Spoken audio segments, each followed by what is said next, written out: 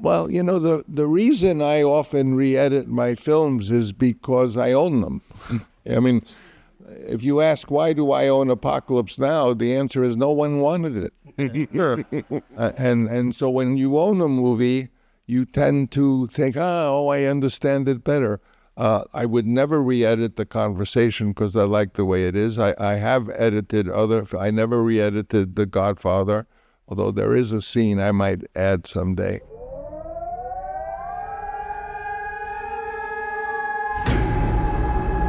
When does an empire die?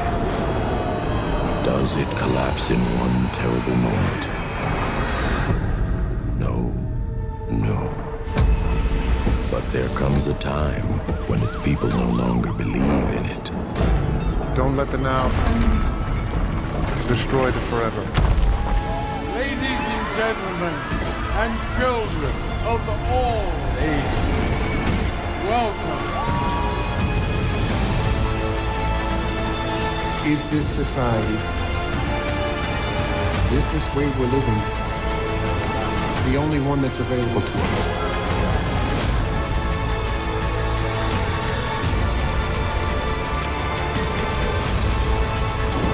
We are taking our city back. And when we ask these questions, when there's a dialogue about them, that basically is a utopia.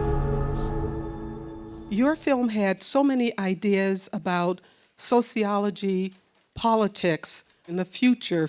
Who do you think in our society today has those kind of ideas? Who could build a megalopolis like that you envisioned, that Adam Driver envisioned in the movie? Well, I'll venture one little thought, which is, of course, when years ago I said I want to do a Roman epic but set in modern America, a lot of people said, well, why?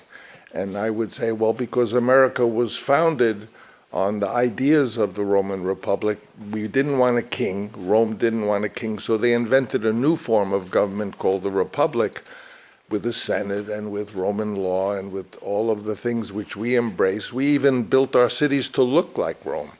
So my feeling was that that to do a Roman epic set in modern America, but I had no idea that the politics of today would make that so relevant, because what's happening in America, in our republic, in our democracy, is exactly how Rome lost their republic thousands of years ago. Our politics has taken us to the point where we might lose our republic. And so it's not people who have become politicians who are going to be the answer. My dream, my hope is that it's the artists of our country who are going to, in their work, shine light on what's going on and allow the people to see it, because you can't act on it if you can't see it. How afraid you are about our future, and what do you scare you the most? Maybe that men like Donald Trump are in charge? Well, men like Donald Trump are not at the moment in charge. But, there is a trend happening towards the more neo-right, even fascist tradition, which is frightening, because there are, anyone who was alive during World War II saw the horrors that took place, and we don't want a repeat of that. So, John, you have different political opinions than one of the things about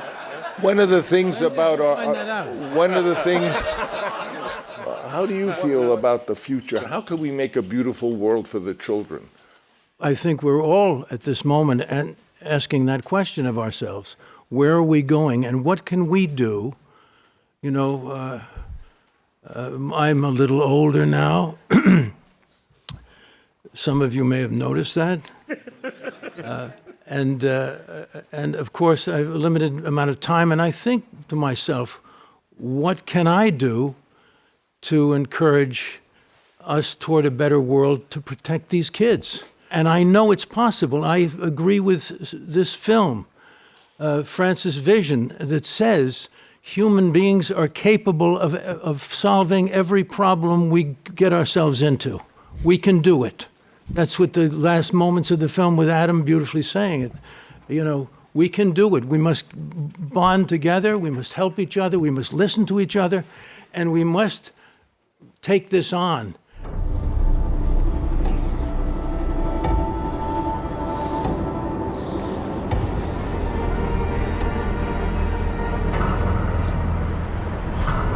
Time, stop!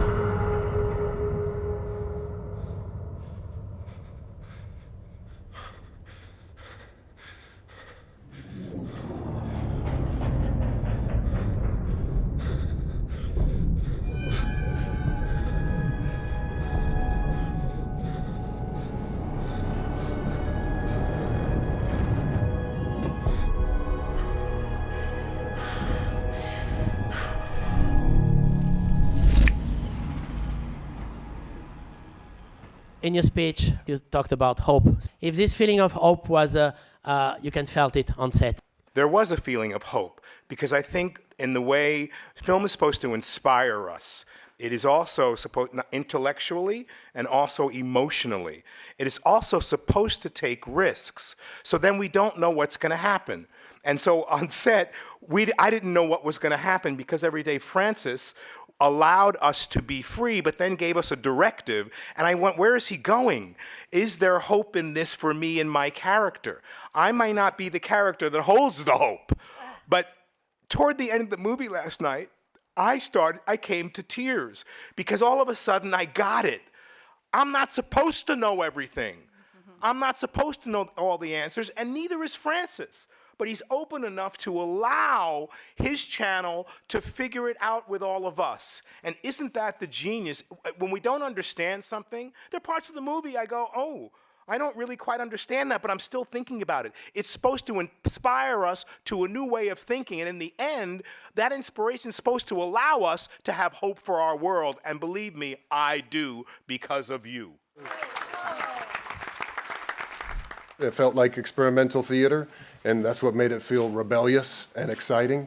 And I think it's reflected in the film. I do think it's a one-of-a-kind thing that will be dissected. I've seen it a lot of times, and last night it really moved me, and I saw it in a different way than I had, before. And I think it'll just get richer and richer.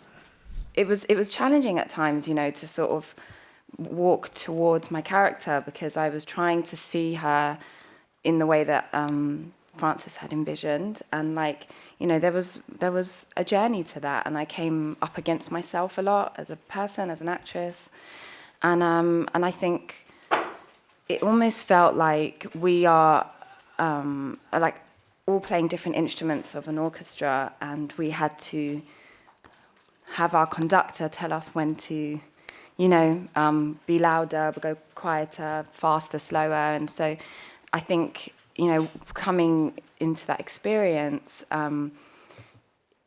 was just a brand new thing for me. Francis and I have been working together since 1976, when I was 14 years old. Roman and I have known each other since we were boys. We kind of grow up together. Time. One of the things I've always loved about Francis is he's always talked about stopping time. Even before he was talking about the movie, he would say, I can stop time. I'll show you. I used to sit over here having conversations with Eleanor about that. And it's so wonderful to see it on the screen, the way it's depicted in this great film that we saw last night. Time is really important, and it's important how we choose to use our time. And I think part of the message of the film is that we should really take the time to think about how much time we have left. There's so many people, when they die, they say, oh, I wish I had done this, I wish I had done that. But when I die, I'm going to say, I got to do this, and I got to see my daughter win an Oscar, and I got to make wine, and I got to make every movie I wanted to make, and I'm going to be so busy thinking of all the things that I got to do that when I die, I won't notice it.